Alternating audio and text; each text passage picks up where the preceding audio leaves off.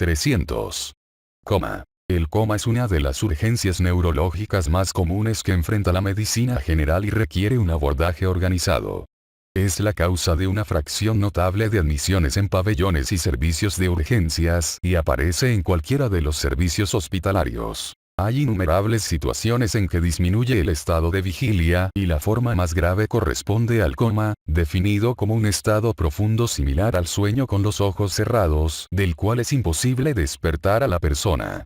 El término estupor señala un grado mayor de recuperación del estado de conciencia en que el paciente puede despertar de manera transitoria por la acción de estímulos vigorosos, que se acompaña de un comportamiento motor que intenta evitar los estímulos desagradables o lesivos. La somnolencia se asemeja al sueño superficial y se caracteriza porque la persona puede despertarse fácilmente y, por lapsos breves, continúa el estado de vigilia. La somnolencia y el estupor suelen acompañarse de algún grado de confusión. Capítulo 24. Es preferible hacer una descripción precisa del nivel del estado de vigilia y del tipo de respuestas desencadenadas por algunos estímulos, tal como se observa a la cabecera del paciente, y no usar términos ambiguos, como letargia, semicoma u obnubilación. Dada su importancia especial, se analizan por separado otras entidades patológicas que hacen que la persona no reaccione y que, por consiguiente, remedan al coma. El estado vegetativo se refiere al paciente de aspecto despierto pero que no responde y que con frecuencia ha salido de un coma. En tal estado, la persona quizá abra periódicamente los párpados y así parezca que se encuentra despierto. No se pierden las funciones respiratorias ni del sistema autónomo. Persisten funciones, como bostezar, toser, deglutir, así como movimientos de extremidades y cabeza, pero son escasas, si las hay, las reacciones con sentido al entorno externo e interno. Siempre hay signos acompañantes que denotan daño extenso de ambos hemisferios cerebrales, por ejemplo, las posturas de extremidades en los estados de descerebración o de corticación y la falta de respuestas a los estímulos visuales, véase más adelante. En el estado de mínima conciencia, muy similar pero menos intenso, el paciente genera comportamientos vocales o motores rudimentarios, a menudo espontáneos, pero algunos en reacción al tacto, los estímulos visuales o las órdenes. Las causas más frecuentes del estado vegetativo o del de mínima conciencia son el paro cardíaco con deficiencia de perfusión cerebral y el traumatismo craneoencefálico. Capítulo 301. El pronóstico en lo que se refiere a recuperar las facultades mentales una vez que el estado vegetativo permanece durante varios meses es muy desalentador, y después de un año, las posibilidades son casi nulas. Para tal situación, se ha acuñado el término estado vegetativo persistente. La mayoría de las descripciones de recuperación notable, si se investigan con detenimiento, cumplen con las normas usuales del pronóstico, pero se ha sabido de casos raros en que el enfermo se recuperó de un cuadro gravemente invalidante y de casos muy ocasionales de niños, que incluso recobraron un mejor estado. Los pacientes en el estado de mínima conciencia tienen mejor pronóstico para cierta recuperación en comparación con aquellos en estado vegetativo persistente, pero incluso en estos, es inusual la recuperación importante después de 12 meses. La posibilidad de identificar de forma errónea acciones con sentido en pacientes en estados vegetativo y de mínima conciencia crea problemas desorbitados y angustia a familiares y médicos. Por otra parte, la pregunta de si estos pacientes carecen de cualquier capacidad cognitiva se ha reabierto debido a estudios de imágenes funcionales que han demostrado, en una pequeña proporción de casos postraumáticos, activación cerebral con sentido en respuesta a estímulos verbales y de otro tipo, como se discute más adelante. Este hallazgo sugiere como mínimo que algunos de estos pacientes podrían en el futuro ser capaces de comunicar sus necesidades usando avances tecnológicos y que investigaciones adicionales podrían arrojar luz sobre formas de tratamiento dirigidas a áreas del cerebro y sus conexiones que parecen estar preservadas en pacientes individuales. Además de las condiciones anteriores, varios síndromes que afectan el estado de alerta son propensos a ser malinterpretados como estupor o coma. Los médicos deben tener en cuenta estas dificultades al diagnosticar el coma junto a la cama del enfermo. El término mutismo asinético se refiere a un estado de vigilia parcial o completo en que la persona puede tener impresiones y pensamientos, tal como lo demuestra después cuando recuerda y repasa los hechos, pero prácticamente queda inmóvil y muda. El cuadro clínico anterior es consecuencia de daño de las regiones de núcleos talámicos mediales o de los lóbulos frontales, en particular, aquellas situadas en un plano profundo o en las superficies orbitofrontales, o de hidrocefalia extrema.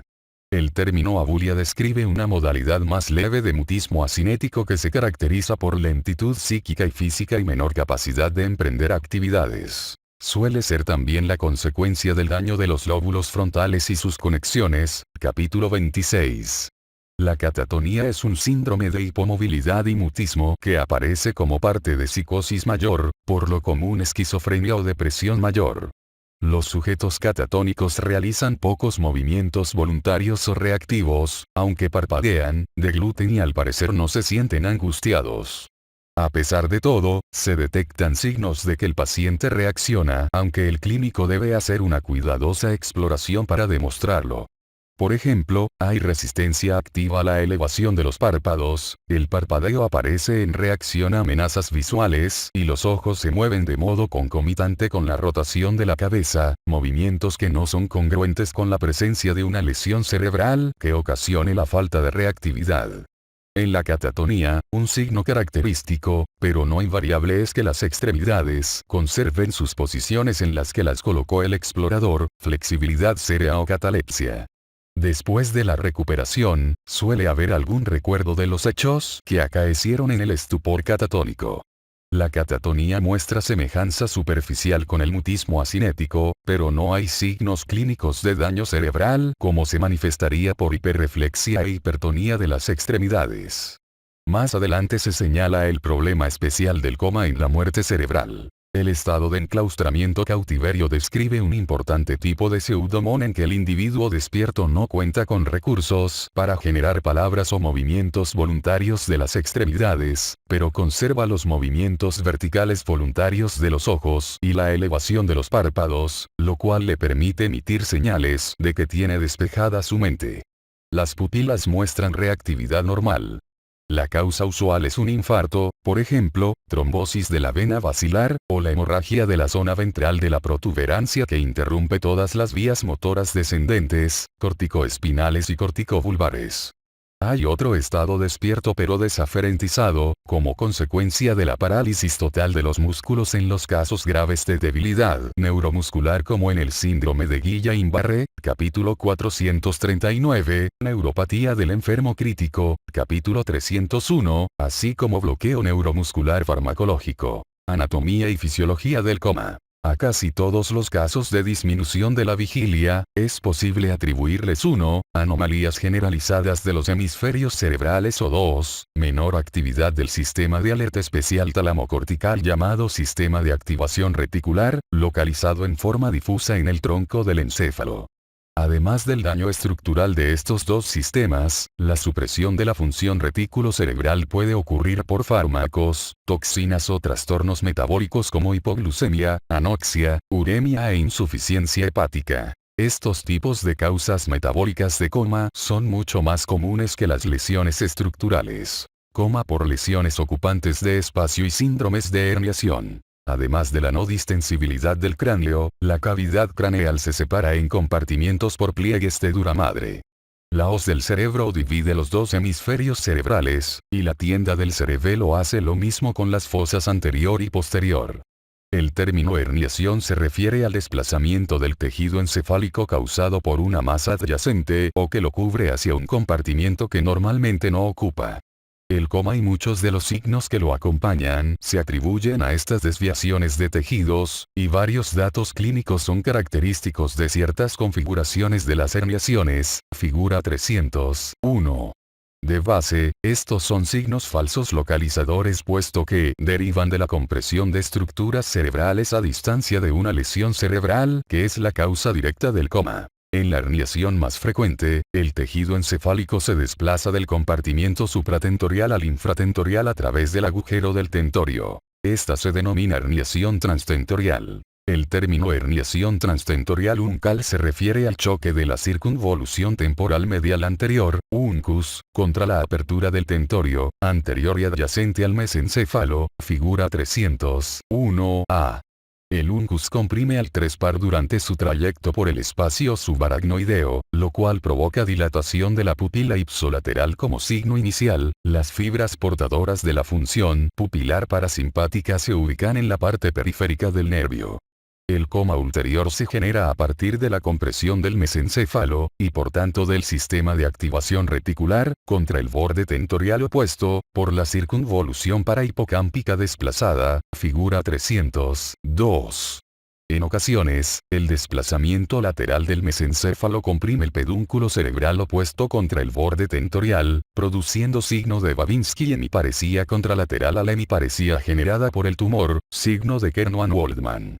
Otras veces la herniación comprime las arterias cerebrales anterior y posterior cuando éstas pasan por los repliegues tentoriales, provocando un infarto cerebral. Estas distorsiones a veces atrapan porciones del sistema ventricular, generando hidrocefalia. El término herniación transtentorial central se refiere al desplazamiento de las estructuras del tálamo en sentido inferior, a través del orificio tentorial, con compresión de la parte superior del mesencéfalo, figura 301b.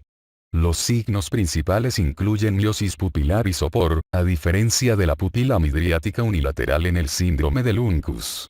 Tanto la herniación uncal como central transtentorial provocan compresión del tronco del encéfalo y del sistema de activación reticular, con daño inicial del mesencéfalo, luego de la protuberancia y, al final, del bulbo raquídeo.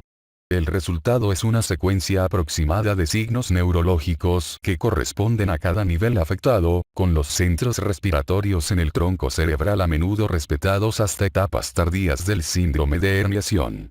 Otras modalidades de herniación son la herniación subfalcial, desplazamiento de la circunvolución del cíngulo por debajo de la ósea a través de la línea media, figura 301c, y la herniación foraminal, desplazamiento descendente de las amígdalas cerebelosas a través del agujero occipital, foramen magnum, figura 301d, que origina compresión temprana del bulbo raquídeo, paro respiratorio y muerte. No siempre se detecta una relación directa entre las configuraciones de la herniación transtentorial y el coma.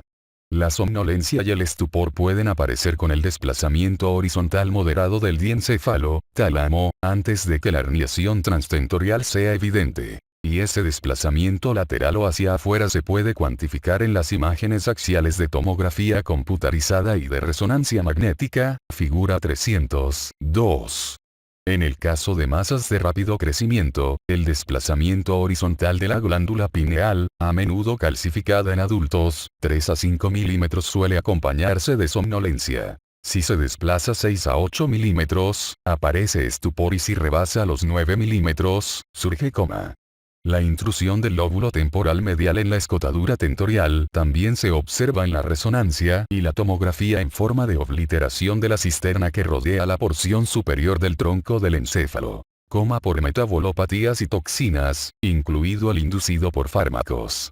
Muchas anomalías metabólicas sistémicas causan coma al interrumpir el aporte de sustratos calóricos, por ejemplo, oxígeno, glucosa, o al alterar la excitabilidad neuronal, drogas y alcohol, anestesia y epilepsia. Estas son algunas de las causas más comunes de coma en series grandes de casos. Las mismas alteraciones metabólicas que generan el coma, en sus modalidades menos intensas, pueden causar un estado confusional agudo.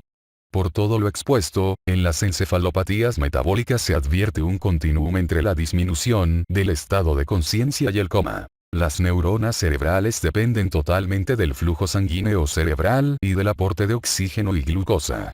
El flujo sanguíneo cerebral es de unos 75 ml por 100 gramos por minuto en la sustancia gris y de 30 ml por 100 gramos por minuto en la sustancia blanca, 55 ml por 100 gramos por minuto de media. El consumo de oxígeno es de 3,5 ml por 100 gramos por minuto y la utilización de glucosa, de 5 mg por 100 gramos por minuto. Las reservas cerebrales de glucosa aportan energía para que los tejidos conserven su vitalidad unos 2000 después de que cese la corriente sanguínea, y las reservas de oxígeno duran 8 a 10 s después de tal interrupción. Si la hipoxia y la isquemia se producen de modo simultáneo, se agota con mayor rapidez la reserva de glucosa. En tales circunstancias, el ritmo electroencefalográfico muestra enlentecimiento difuso, el cual es típico de las encefalopatías metabólicas y, al empeorar la situación de aporte de sustrato, cesa finalmente toda actividad eléctrica del cerebro. A diferencia de la hipoxia e isquemia, que provoca destrucción de neuronas, muchas metabolopatías, como hipoglucemia, hiponatremia, hiperosmolaridad, hipercapnia, hipercalcemia e insuficiencia hepática y renal, ocasionan solo cambios neuropatológicos leves. No se conoce en detalle la causa de la reversibilidad de los efectos de estos trastornos en el cerebro, pero quizás sea consecuencia de la disminución del aporte de sustratos energéticos, cambios en los flujos de iones a través de las membranas neuronales y anomalías de neurotransmisores. En la encefalopatía hepática, las altas concentraciones de amoníaco conducen a síntesis aumentada de glutamina en los astrocitos con hinchazón osmótica, falla en la energía mitocondrial, producción de nitrógeno reactivo y especies de oxígeno, aumentos en el neurotransmisor inhibitorio ácido gamma-aminobutírico y síntesis de supuestos neurotransmisores falsos. Otros factores, como la inflamación coexistente y las anomalías metabólicas, también contribuyen al coma en algunos pacientes. Con el tiempo, el desarrollo de astrocitosis difusa es típico de la encefalopatía hepática crónica. El mecanismo de la encefalopatía de la insuficiencia renal también es multifactorial. A diferencia del amoníaco, la urea no produce toxicidad en el sistema nervioso central. Los factores que contribuyen a la encefalopatía urémica pueden incluir la acumulación de sustancias neurotóxicas como la creatinina, guanidina y compuestos relacionados, depresión de catecolaminas, tono alterado del glutamato y ácido gamma-aminobutírico, aumento del calcio cerebral, inflamación con daño de la barrera hematoencefálica, y enfermedad vascular coexistente frecuente. Los grandes desplazamientos en el equilibrio del sodio y agua cerebrales suelen acompañarse de coma y convulsiones. Estos cambios en la osmolaridad surgen de procesos sistémicos como la cetoacidosis diabética, el estado hiperosmolar no cetósico y la hiponatremia de cualquier causa, por ejemplo, la intoxicación hídrica, la secreción excesiva de hormona antidiurética o los péptidos natriuréticos auriculares. Las concentraciones de sodio menor de 125 milimol por litro causan confusión y las menor de 119 milimol por litro acompañan a coma y convulsiones, en especial si esas cifras se alcanzan con rapidez. En el coma hiperosmolar, la osmolaridad sérica suele ser mayor de 350 miliosmol por litro. La hipercapnia deprime el estado de conciencia en proporción al incremento del dióxido de carbono en sangre. En todas las encefalopatías metabólicas mencionadas, el grado de cambios neurológicos depende en gran medida de la rapidez con que se suceden los cambios en el suero.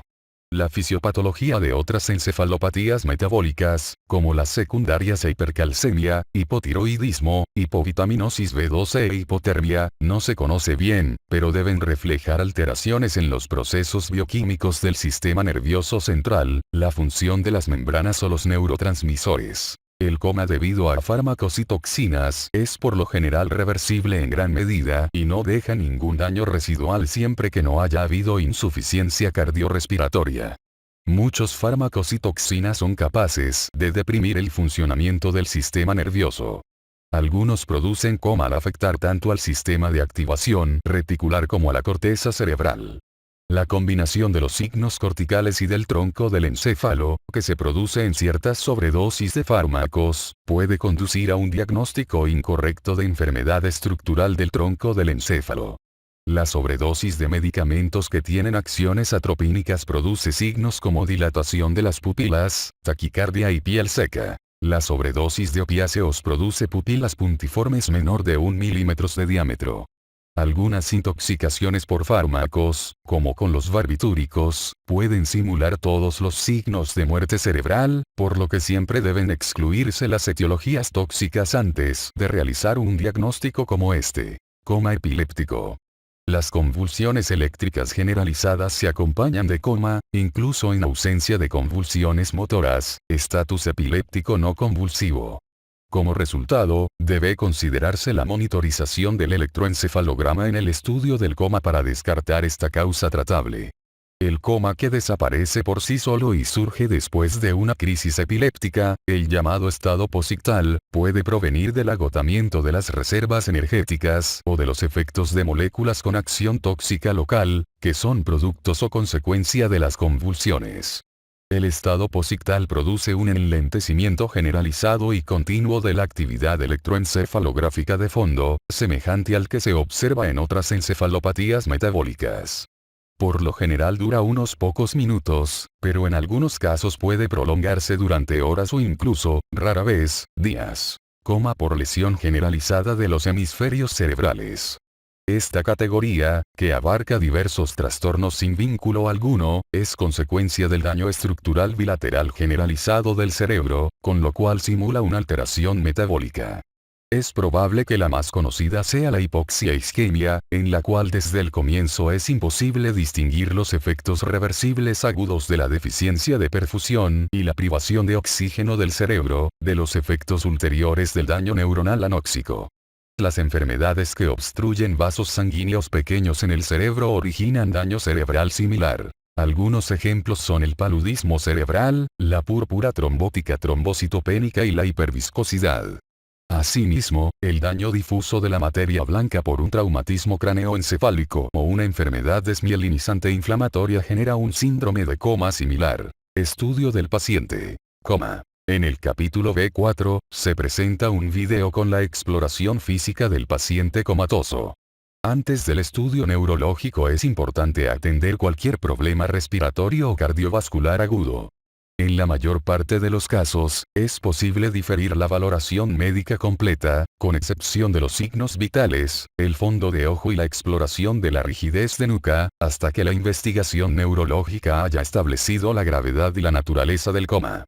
En el capítulo 435, se describe el estudio del paciente en coma por traumatismo craneoencefálico. Anamnesis. La causa del coma a menudo es evidente de inmediato, por ejemplo en caso de traumatismo, paro cardíaco o ingesta de fármacos ante un testigo. En el resto de los casos, los puntos siguientes son útiles. 1. Circunstancias y rapidez con que evolucionaron los síntomas neurológicos. 2. Síntomas previos, confusión, debilidad, cefalea, fiebre, convulsiones, mareo, diplopía o vómito. 3. Uso de medicamentos, drogas recreativas o alcohol, y 4. Padecimiento crónico de riñón, hígado, pulmón, corazón u otro órgano. Siempre que sea posible, es importante llevar a cabo un interrogatorio dirigido a familiares, testigos y personal de la ambulancia en la escena, ya sea en persona o por teléfono. Exploración física. La fiebre sugiere infección generalizada, meningitis bacteriana, encefalitis, insolación, síndrome neuroléptico maligno, hipertermia maligna por anestésicos o intoxicación por anticolinérgicos. Solo en raras ocasiones la fiebre es atribuible a una lesión que alteró los centros hipotalámicos de regulación de la temperatura, fiebre central, y este diagnóstico solo debe considerarse después de una búsqueda exhaustiva de otras causas que no revelen una explicación para la fiebre. Después de convulsiones muy intensas, puede haber hipertermia leve. La hipotermia aparece con la intoxicación por bebidas alcohólicas, barbitúricos, sedantes o fenotiazina. Hipoglucemia, insuficiencia circulatoria periférica o por hipotiroidismo extremo. La propia hipotermia ocasiona coma solo cuando la temperatura es 31 grados centígrados, al margen de la causa subyacente. La taquipnea quizá indique acidosis sistémica o neumonía. Las características respiratorias aberrantes que manifiestan trastornos del tronco del encéfalo se exponen en los párrafos siguientes. La hipertensión extrema sugiere encefalopatía hipertensiva, hemorragia cerebral, infarto cerebral extenso o lesión craneoencefálica. La hipotensión es característica del coma por intoxicación con alcohol o barbitúricos, hemorragia interna o infarto de miocardio, que causa deficiente aporte de sangre al cerebro, septicemia, hipotiroidismo profundo o crisis addisoniana. En la exploración del fondo de ojo, fundoscópica, se detecta presión intracraneal aumentada, hemorragia subaracnoidea, hemorragia subhialoidea, y encefalopatía hipertensiva, exudados, hemorragias, cambios en el cruce de vasos, papiledema. Las petequias en la piel sugieren púrpura trombocitopénica trombótica, meningocosemia o diátesis hemorrágica que se acompaña de hemorragia intracerebral. La cianosis y la coloración rojiza o anémica de la piel constituyen otros datos que indican que la causa del coma es de origen sistémico o por intoxicación con monóxido de carbono. Exploración neurológica. En primer lugar, es necesario observar al paciente sin intervención del examinador. Signos como revolverse en el lecho, tratar de alcanzar la cara con las manos, cruzar las piernas, bostezar, deglutir, toser o gemir, reflejan un estado somnoliento muy cercano al de la vigilia normal. La ausencia de movimientos incesantes en un lado o detectar una pierna girada hacia afuera sugieren hemiplegia. Los sutiles movimientos de contracción intermitente de un pie, dedos de las manos o músculos de la cara quizás sean el único signo de actividad convulsiva. El mioclono multifocal casi siempre denota un trastorno metabólico, en particular uremia, anoxia, intoxicación por fármacos, en particular litio o haloperidol, o, rara vez, enfermedad por priones, capítulo 430. En el sujeto aletargado o confuso, la asterixis bilateral es un signo preciso de encefalopatía metabólica o intoxicación por fármacos. La rigidez o postura de decorticación o de descerebración describen los movimientos estereotipados de miembros superiores e inferiores, que surgen de manera espontánea o provocados por la estimulación sensitiva. La flexión de los codos y las muñecas y la supinación del brazo, postura de decorticación, sugieren daño bilateral en sentido rostral al mesencéfalo, en tanto que la extensión de codos y las muñecas y la pronación, postura de descerebración, implican lesión de los fascículos motores en el mesencéfalo caudal. Estas localizaciones se adaptaron del trabajo en animales y no se pueden aplicar con precisión al coma en seres humanos. De hecho, los trastornos agudos y generalizados de cualquier tipo, independientemente de su ubicación, causan con frecuencia extensión de las extremidades. Nivel de vigilia. El explorador utiliza estímulos sucesivamente más intensos para valorar el umbral o nivel de vigilia y la respuesta motora en cada mitad del cuerpo. Los resultados de dicha valoración pueden variar de un minuto a otro, y son más útiles las exploraciones seriadas. Tocar las fosas nasales con una mecha de algodón constituye un estímulo moderado para el despertar y, salvo los pacientes en estupor profundo y coma, todos alejan la cabeza del estímulo y muestran algún grado de despertar. Si la persona trata de alejar el estímulo molesto con la mano, equivale a que hay un grado todavía mayor de reactividad. La presión en los nudillos o prominencias óseas y la estimulación con un alfiler, pinchazo, constituyen estímulos nocivos. El pellizco de la piel origina equimosis de feo aspecto y casi nunca es necesario, pero puede ser útil para desencadenar los movimientos de retirada por abducción, alejamiento, de las extremidades. La adquisición de determinadas posturas en reacción a estímulos nocivos denota daño grave del sistema corticoespinal, en tanto el movimiento de evitación-abducción de una extremidad por lo común es voluntario y significa que el sistema corticoespinal está intacto. Los cambios de posición pueden ser unilaterales y coexistir con movimientos voluntarios de las extremidades, y ello manifiesta daño incompleto del sistema motor. Reflejos del tronco encefálico. Dado que los núcleos de los nervios craneales y el sistema de activación reticular están ubicados en el tronco del encéfalo, la evaluación de la función de este es esencial para la localización de la lesión en el coma, figura 303. Los pacientes con reflejos del tronco del encéfalo preservados tienen típicamente localización biemisférica del coma, incluidos tóxicos o intoxicación por medicamentos, mientras que los que tienen reflejos anormales del tronco encefálico tienen localización en el sistema de activación reticular de su coma o sufren de un síndrome de herniación que provoca la lesión del tronco encefálico por una lesión ocupante de espacio a distancia. Los reflejos del tronco del encéfalo más importantes que se examinan son el tamaño pupilar y la reacción a la luz, movimientos oculares espontáneos y provocados, respuestas corneales y el patrón respiratorio. Signos pupilares. Se exploran las reacciones pupilares con un haz de luz brillante y difuso. La presencia de pupilas que tienen entre 2,5 y 5 milímetros de diámetro, que son reactivas y esencialmente redondas, descarta daño del mesencéfalo de tipo primario como consecuencia de compresión. La respuesta fotomotora puede ser difícil de identificar en pupilas que tienen menor de 2 milímetros de diámetro, y las luces ambientales brillantes disminuyen la reactividad pupilar. Una pupila agrandada y con poca reactividad, 6 milímetros, significa compresión o distensión del trespar craneal por los efectos de una masa cerebral en un plano más alto. Es posible observar dilatación de la pupila contralateral a una masa hemisférica, pero es un signo poco frecuente. La pupila oval o levemente excéntrica constituye un dato de transición que acompaña a la compresión inicial del mesencéfalo y el trespar. El signo pupilar extremo que incluye la dilatación y la falta de reactividad de ambas pupilas denota daño grave del mesencéfalo, por lo regular producto de compresión por parte de una tumoración supratentorial. Entre las causas engañosas de midriasis están la ingestión de anticolinérgicos, la aplicación de gotas oftálmicas midriáticas, tratamiento con nebulizadores y el traumatismo directo de los ojos. En las encefalopatías metabólicas o en lesiones profundas de ambos hemisferios, como la hidrocefalia o la hemorragia talámica, se observan pupilas reactivas y bilateralmente pequeñas en ambos lados, 1 a 2,5 milímetros, pero sin llegar a una miosis extrema o pupilas puntiformes.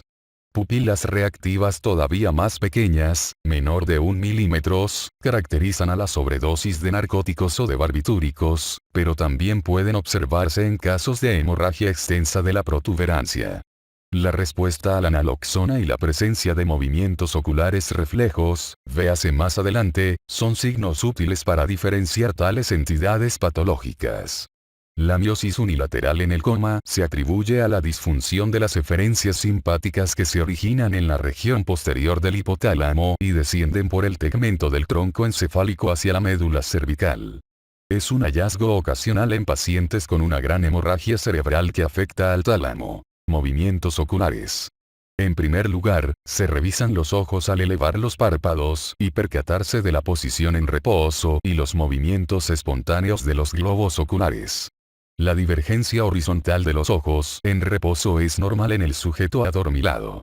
Al profundizarse el coma, los ejes oculares recuperan su paralelismo. A menudo, los movimientos oculares espontáneos en el coma asumen la forma de giros horizontales conjugados. Su presencia descarta daño extenso en el mesencéfalo y la protuberancia y posee la misma importancia que los movimientos reflejos normales de los ojos, véase más adelante.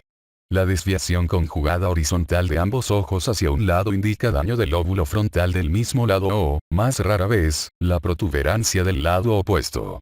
Este dato se resume en el dicho siguiente: el ojo mira hacia el sentido de una lesión encefálica y se aleja del mismo en caso de una lesión del tronco del encéfalo. Las crisis convulsivas del lóbulo frontal también arrastran a los ojos hacia el lado opuesto, simulando una lesión destructiva de la protuberancia.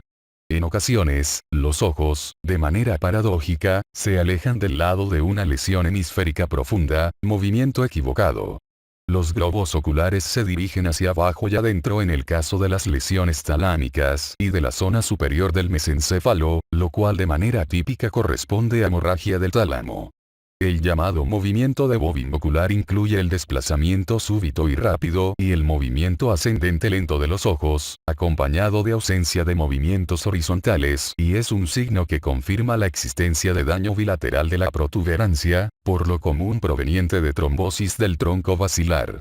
El llamado dipping ocular, inmersión, es un desplazamiento descendente lento y arrítmico, seguido de un desplazamiento ascendente más rápido en sujetos con mirada horizontal refleja normal y denota daño anóxico difuso de la corteza cerebral. Los reflejos oculocefálicos inducidos al mover la cabeza de un lado a otro o en sentido vertical y la observación de los movimientos oculares en la dirección contraria a la del movimiento cefálico dependen de la integridad de los núcleos oculomotores, del trespar, y sus fascículos de interconexión que van del mesencéfalo a la protuberancia y el bulbo raquídeo, figura 303. Los movimientos, que en algunos tratados se han llamado de manera inapropiada ojos de muñeca, normalmente están suprimidos en el sujeto en estado consciente con lóbulos frontales intactos. Por tanto, la posibilidad de inducirlos refleja ambas circunstancias, una influencia cortical reducida sobre el tronco encefálico y la integridad de las vías del tronco del encéfalo. La situación opuesta, ausencia de los movimientos oculares reflejos, casi siempre significa lesión en el tronco encéfalo, pero también puede ser resultado de la sobredosis de ciertas sustancias. En este caso, el tamaño de la pupila y la reacción normal a la luz permiten distinguir la mayor parte de los comas por fármacos de una lesión estructural del tronco encefálico. Los reflejos oculocefálicos nunca se deben provocar en pacientes con posible traumatismo en la cabeza o el cuello, ya que los movimientos vigorosos de la cabeza pueden precipitar o empeorar una lesión de la médula espinal. La estimulación térmica o calórica del aparato vestibular, respuesta oculovestibular, es un elemento estimulador más intenso para que surjan los reflejos oculocefálicos, pero aporta de modo esencial la misma información. La prueba se realiza al irrigar el conducto auditivo externo con agua fría con el propósito de inducir corrientes de convección en los laberintos. Después de un lapso breve de latencia, el resultado es la desviación tónica de los dos ojos hacia el lado en que se aplicó el agua fría. En pacientes comatosos el nistagmo hacia la dirección opuesta puede no ocurrir.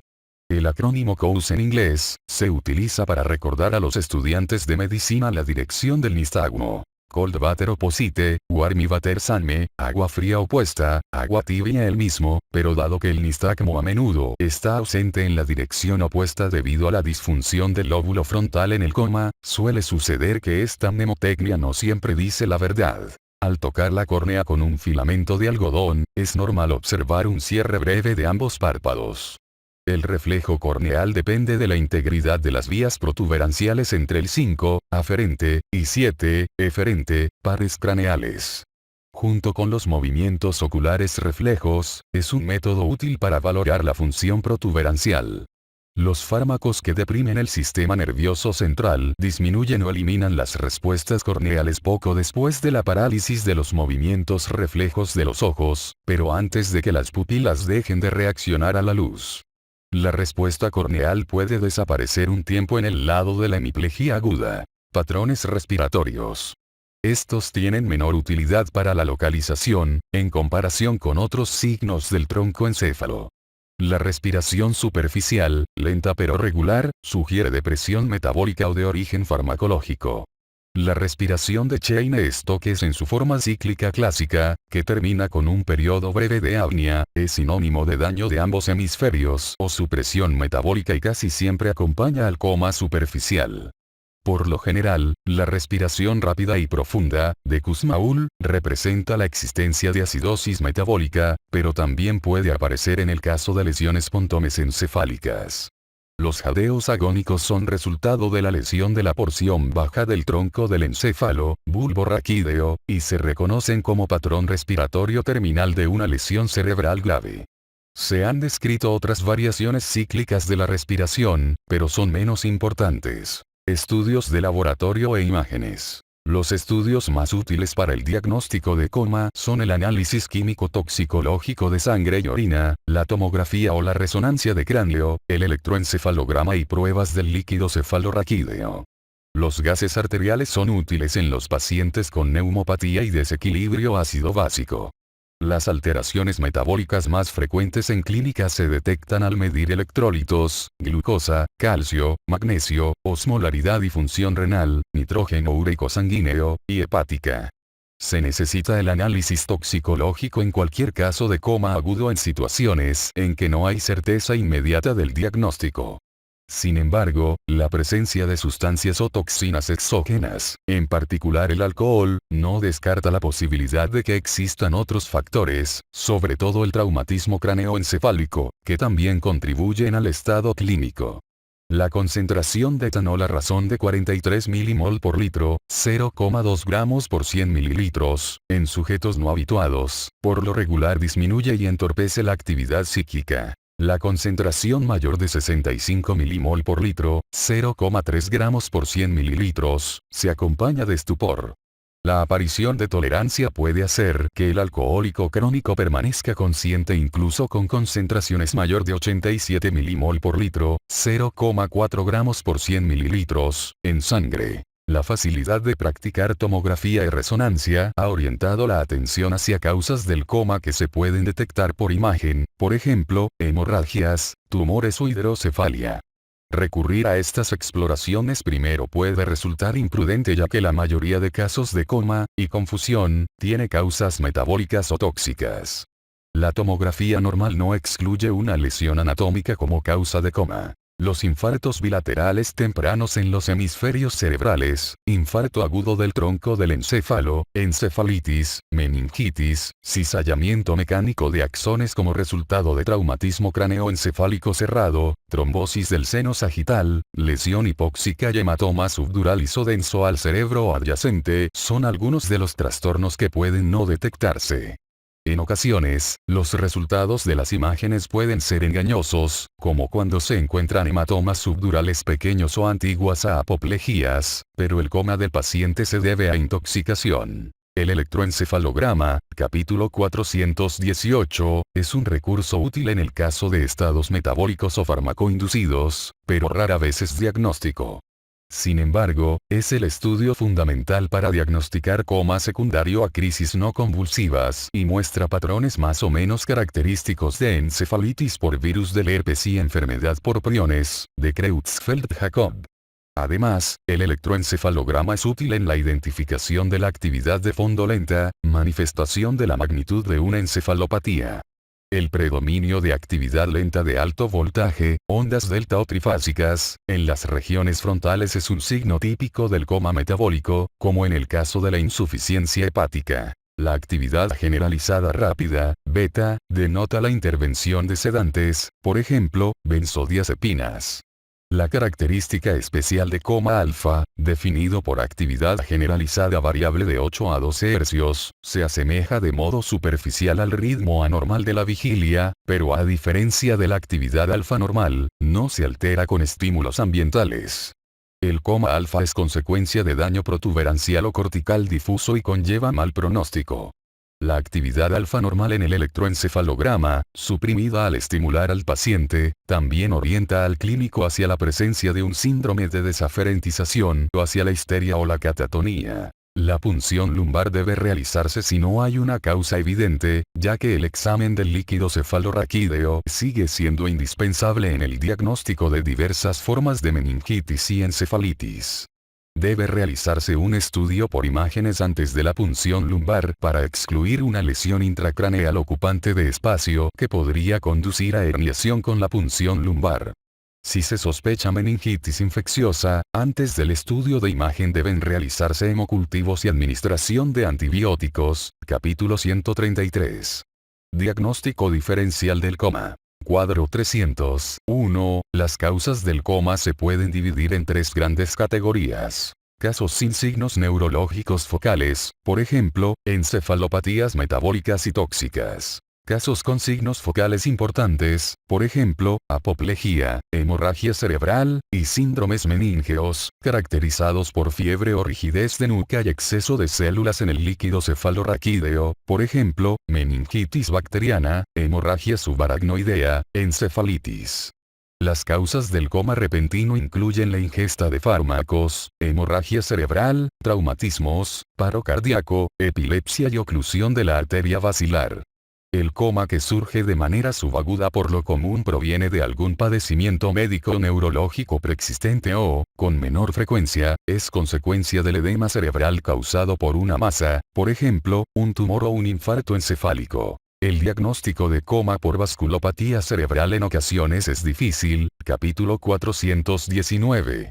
Las enfermedades más frecuentes son: 1. Hemorragia de ganglios basales y tálamo, de inicio agudo pero no instantáneo, se acompaña de vómito, cefalea, hemiplegia y signos oculares característicos. 2. Hemorragia pontina, inicio repentino con pupilas puntiformes, ausencia de movimientos oculares, reflejos y respuestas corneales, bovinocular, postura anormal e hiperventilación. 3. Hemorragia cerebelosa, cefalea occipital, vómito, parecía de la mirada e incapacidad para ponerse de pie y caminar. 4. Trombosis de la arteria basilar, pródromos neurológicos o episodios de advertencia, diplopía, disartría, vómito, anomalías de los movimientos oculares y la respuesta corneal y parecía asimétrica de las extremidades. Y 5. Hemorragia subaracnoidea, inicio súbito después de cefalea intensa y repentina y vómito.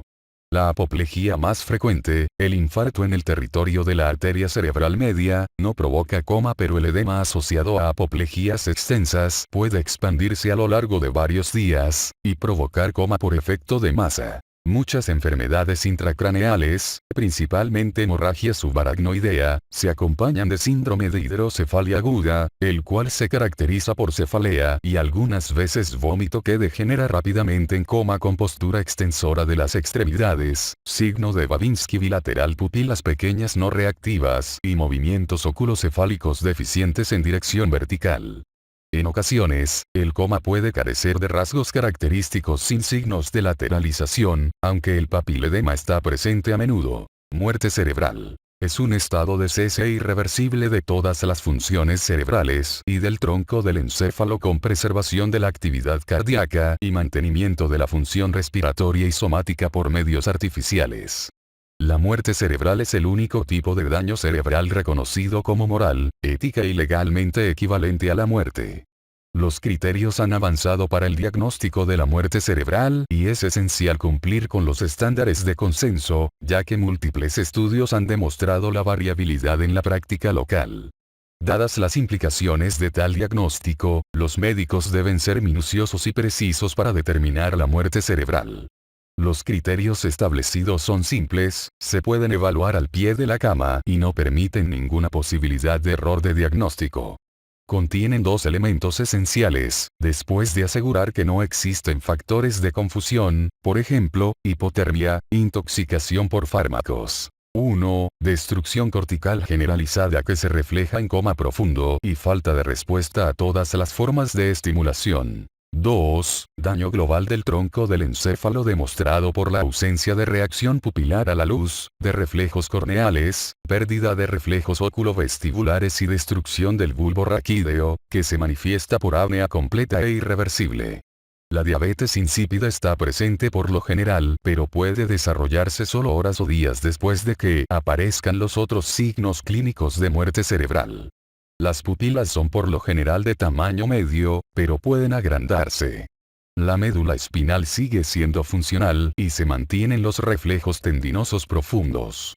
En ocasiones, otros reflejos que se originan en la columna vertebral pueden estar presentes y no deben usarse para descartar el diagnóstico de muerte cerebral. La demostración de que la apnea se debe a daño vulvar requiere que la presión de dióxido de carbono sea lo suficientemente alta como para estimular la respiración durante una prueba de respiración espontánea.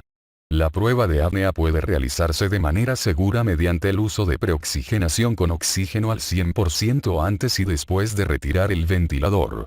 La tensión de dióxido de carbono aumenta cerca de 0,3 a 0,4 kilopascales por minuto, 2 a 3 milímetros de mercurio por minuto, durante la apnea. La apnea se confirma si no se ha observado esfuerzo respiratorio en presencia de presión de dióxido de carbono lo bastante elevada. La prueba de apnea se detiene por lo general si hay inestabilidad cardiovascular grave. Una opción es usar el electroencefalograma isoeléctrico como una prueba confirmatoria opcional para demostrar daño cerebral total. También es factible incluir la exploración con radionúclidos del cerebro, angiografía cerebral o las mediciones Doppler transcraneales para demostrar la ausencia de flujo sanguíneo cuando se desea otro estudio confirmatorio. Se recomienda un periodo de observación, por lo general de 6 a 24 horas, durante el cual se mantienen los signos clínicos de muerte cerebral. Es aconsejable retrasar las pruebas clínicas durante al menos 24 horas si un paro cardíaco causó la muerte cerebral o si se desconoce la enfermedad desencadenante. En la sociedad occidental se acepta ampliamente la alternativa de que el ventilador se desconecte de un paciente con muerte cerebral y que es posible la posterior donación de órganos. Es importante la buena comunicación entre el médico y la familia con la preparación adecuada de esta para la prueba y diagnóstico de muerte cerebral. Tratamiento. El objetivo inmediato en el sujeto comatoso es evitar que se agrave el daño del sistema nervioso. Hay que corregir a muy breve plazo problemas como hipotensión, hipoglucemia, hipercalcemia, hipoxia, hipercapnia e hipertermia. Basta contar con una sonda o cánula bucofaríngea para que la faringe quede permeable en un sujeto somnoliento que respira de forma normal. La intubación traqueal está indicada si persiste apnea, obstrucción de las vías respiratorias altas, hipoventilación o vómito o si hay posibilidad de que ocurra broncoaspiración por el coma. Se necesita ventilación mecánica si surge hipoventilación o es necesario inducir hipocapnia, para así disminuir la presión intracraneal. Es preciso contar con accesos intravenosos y se administran naloxona y soluciones de dextrosa si entre las posibilidades están la sobredosis de narcóticos o la hipoglucemia. Se utiliza tiamina junto con glucosa para no desencadenar la encefalopatía de Wernicke en sujetos desnutridos. En casos en que se sospeche accidente cerebrovascular isquémico, incluida trombosis basilar con isquemia del tronco del encéfalo, se usa a menudo el activador del plasminógeno tisular intravenoso o la trombectomía mecánica después de excluir hemorragia cerebral y cuando el paciente se presenta dentro de los intervalos establecidos para estas intervenciones, capítulo 420. Con fisostigmina es posible despertar a los sujetos que recibieron una sobredosis de anticolinérgicos, pero se utiliza solo con vigilancia cuidadosa. Muchos médicos piensan que solo se puede usar dicho fármaco para combatir las arritmias cardíacas que surgen con la sobredosis de anticolinérgicos. La utilización de antagonistas de benzodiazepinas brinda alguna posibilidad de mejoría después de sobredosis de somníferos. Sin embargo, estos medicamentos no se usan por lo regular de manera empírica en parte debido a su tendencia a provocar convulsiones. Otros comas tóxicos o por fármacos tienen tratamientos específicos, como fomepizol para la ingestión de etilenglicol. Es importante vigilar con enorme cuidado la administración de soluciones hipotónicas en caso de alteraciones agudas y graves del cerebro, por la posibilidad de agravar el edema cerebral. También es preciso prestar atención especial a las lesiones de la médula cervical, en particular antes de intentar la intubación o valorar las respuestas óculocefálicas. La fiebre y el meningismo denotan la necesidad urgente de estudiar el líquido cefalorraquídeo para diagnosticar meningitis. Siempre que se sospeche meningitis bacteriana aguda, deben administrarse antibióticos, incluidas la vancomicina y una cefalosporina de tercera generación junto con dexametasona, preferiblemente después de obtener hemocultivos, véase capítulo 133. El manejo de la presión intracraneal elevada se trata en el capítulo 301. Pronóstico. Algunos pacientes, en especial niños y adultos jóvenes, quizá tengan hallazgos clínicos tempranos siniestros, como reflejos anormales del troncoencéfalo y, sin embargo, logren recuperarse. El pronóstico demasiado temprano fuera de la muerte cerebral, por tanto, es imprudente. El coma metabólico tiene un pronóstico mucho mejor que el de origen traumático. Es preciso considerar como aproximaciones todos los sistemas para plantear y estimar el pronóstico. Asimismo, los juicios de valor médico deben contemplar factores como edad, trastornos sistémicos primarios y estado médico general. En un intento por reunir información pronóstica de grandes cantidades de sujetos con lesión craneoencefálica, se elaboró la escala de coma de Glasgow, con bases empíricas, la cual tiene utilidad predictiva en el caso de traumatismo craneoencefálico, véase capítulo 435.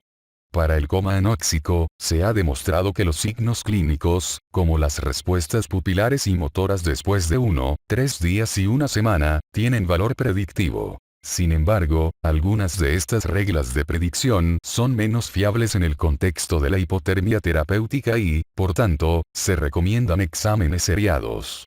La ausencia de las ondas corticales de los potenciales somatosensitivos provocados también ha demostrado ser un sólido indicador de mal pronóstico tras daño hipóxico. Ya se ha mencionado el mal pronóstico del estado vegetativo persistente, pero las publicaciones recientes de que un pequeño número de estos pacientes muestra activación cortical constante en la resonancia funcional como respuesta a ciertos estímulos, ha empezado a modificar la percepción sobre estos pacientes.